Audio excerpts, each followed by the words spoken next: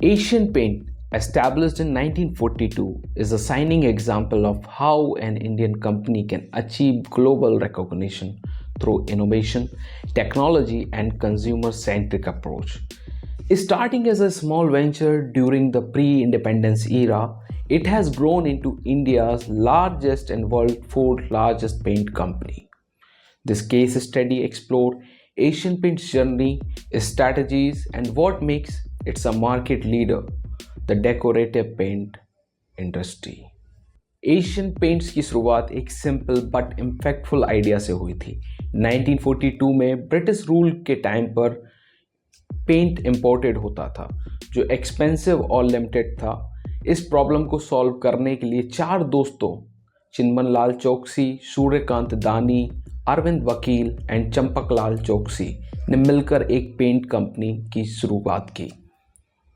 Initial days में इन्होंने simple products बनाए जो कि बहुत अफोर्डेबल भी थे और जो क्विकली इंडियन कंज्यूमर्स में पॉपुलर हो गए। 1915 के दौरान एशियन पेंट्स ने एक बोल्ड स्टेप लिया और अपने डिस्ट्रीब्यूशन सिस्टम को स्ट्रीमलाइन करने के लिए सबसे इम्पॉर्टेंट चीज़ की वो था टेक्नोलॉजी का अडॉप्टेशन।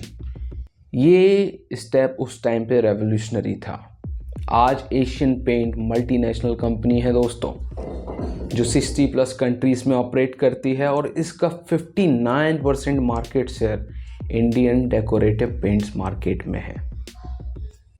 एशियन पेंट का एक मेजर सक्सेस फैक्टर उनका टेक्नोलॉजी फर्स्ट अप्रोच है। उन्होंने अपना पहला मेन फ्रेम कंप्यूटर 1970s में इंस्टॉल किया जो कि उस टाइम पर एक्सेप्शनल मूव था। यह सिस्टम उनके सप्लाई चेन और इन्वेंट्री मैनेजमेंट को ऑप्टिमाइज करता था दोस्तों। आज भी एशियन पेंट का just in time jet inventory model उन्हें इंश्योर कराता है कि डीलर्स के पास हमेशा फ्रेश स्टॉक अवेलेबल हो। कंपनी के एडवांस एनालिटिक्स और ERP सिस्टम उनके प्रोडक्शन और डिस्ट्रीब्यूशन प्रोसेस को फ्लॉलेस बनाते हैं। एशियन पेंट की मार्केटिंग कैंपेनिंग हमेशा इम्पैक्टफुल रहती है।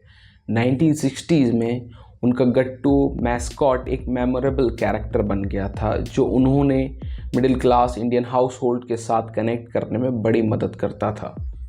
बाद में हर घर कुछ कहता है और वेयर इज़ द हार्ट जैसे कैंपेन उनकी इमोशनल ब्रांडिंग स्ट्रेटजी का एग्जाम्पल बने और इनके एडवर्टाइजमेंट हम आज भी यूट्यूब पे या टेलीविज़न पे देखते हैं।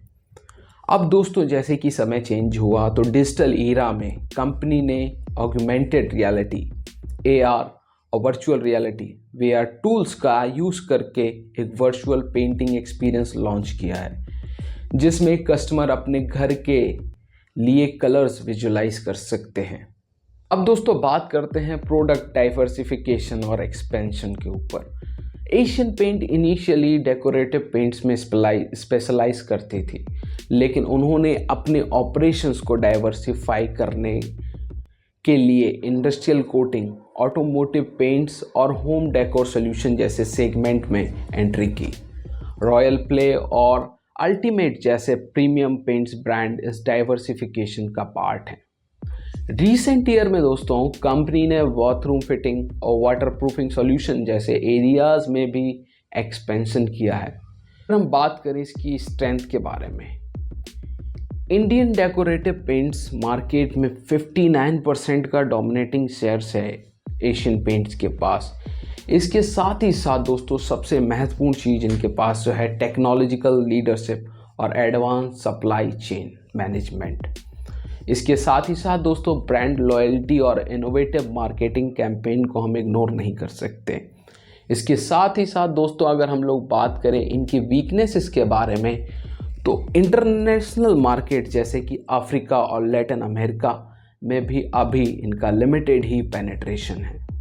हाई डिपेंडेंसी है दोस्तों इनकी इकोनॉमिक साइकिल, रिसेशन के टाइम पे बहुत ज़्यादा रिस्की हो जाता है। इसके साथ ही साथ दोस्तों अगर अपॉर्चुनिटीज़ की बात करें तो सस्टेनेबिलिटी फोकस्ड पेंट जैसे लो VOC और इको फ्रेंडली प्रोडक्ट्स हैं। अब दोस्तों इसमें दूसरी जो अपॉर्चुनिटी है एशियन पेंट्स के पास वो है इमर्जिंग मार्केट्स में लॉन्च एक्सपेंशन करना, डाई पेंट्स किट लॉन्च करके न्यू कस्टमर बेस बनाना। अब दोस्तों इनको खतरा कहाँ से है? सबसे बड़ा दोस्तों खतरा कॉम्पिटिटर्स से है, जैसे कि बर्जर पेंट्स, नैरोलैक और एक्जो नोबल से इनका इंटेंस कंपटीशन है दोस्तों। इसके साथ ही साथ दोस्तों सबसे बड़ी केमिकल इंडस्ट्री में जो प्रॉब्लम होती है वो है इन्वायरमेंटल रेगुलेशंस की वजह से जो कंप्लायंस कॉस्ट का बढ़ना, वो एक बड़ा प्रॉब्लम रहता है ऐसी कंपनीज के लिए। अब दोस्तों अगर बात करें इन्वायरमेंटल सस्टेनेबिलिटी और इनोवेशन की, तो एशियन पेंट अपने ऑपरेशंस में सस्टेनेबिलिटी पर फोकस करती है। कंपनी ने लो VOC और इको फ्रेंडली प्रोडक्ट डेवलप करके एक सस्टेनेबल मार्केट सेगमेंट को टारगेट किया है। उनका फोकस ग्रीन मैन्युफैक्चरिंग प्रैक्टिस और रिन्यूएबल एनर्जी को यूज करके उसको इंक्रीज करना। अब दोस्तों अगर बात करें फाइनेंशियल परफॉर्मेंस की, एशियन पेंट का कंसिस्टेंट फाइनल ग्रोथ उनकी इफिशिएंसी और कंज्यूमर डिमांड के साथ अडेप्टेबिलिटी को शोकेस करता है।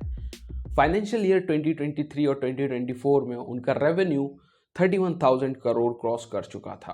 फ्यूचर स्ट्रैटेजी की अगर हम लोग बात करें, एशियन पेंट्स का फोकस अब है नीश मार्केट, जैसे कि home decor, water proofing solution और DIY पेंटिंग किट्स को एक्सप्लोर करना। साथ ही उनका प्लान है कि डिजिटल एंगेजमेंट और स्ट्रॉन्ग बनाई जाए। AR और VR टूल्स के साथ ई-कॉमर्स एक्सपेंशन उनकी कोर स्ट्रैटेजीज का पार्ट है। गवर्नमेंट की प्रो इंफ्रास्ट्रक्चर पॉलिसीज और अर्बनाइजेशन से उनका इंडस्ट्रियल कोटिंग सेगमेंट और ग्रो करेगा। इंटरनेशनल मार्केट जैसे कि अफ्रीका और मिडल ईस्ट में एक्सपेंशन से रेवेन्यू डाइवर्सिफिकेशन होगा। एशियन पेंट्स की जर्नी एक लेसन है कि कैसे इनोवेशन और कंज्यूमर फोकस एक कंपनी को ग्लोबल आइकॉन बना सकती है दोस्तों। अगर आप एक एंटरप्रेन्योर हैं तो एशियन पेंट्स का मॉडल एक परफेक्ट केस स्टडी है कि कैसे टेक्नोलॉजी, मार्केटिंग और डाइवर्सिफिकेशन के स्मार्ट यूज से सक्सेस अचीव की जा सकती है। कंपनी ने अपनी लीडरशिप मेंटेन करते हुए सस्टेनेबिलिटी और कस्टमर एक्सपीरियंस को भी प्रायोरिटाइज किया।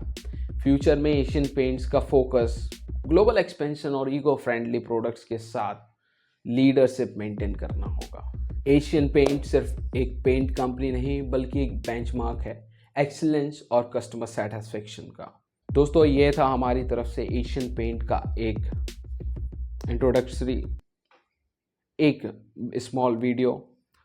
इसके जो शेयर प्राइजेस हैं उनमें क्यों फॉल हमको देखने को मिल रहा है और उसके पीछे रीज़न क्या है, इस चीज़ को भी हम समझेंगे। 2024 में एशियन पेंट के साथ कुछ गड़बड़ जो है वो देखने को मिल रही है, तो उसके ऊपर हम जो है ना अगले video. Thank you very much.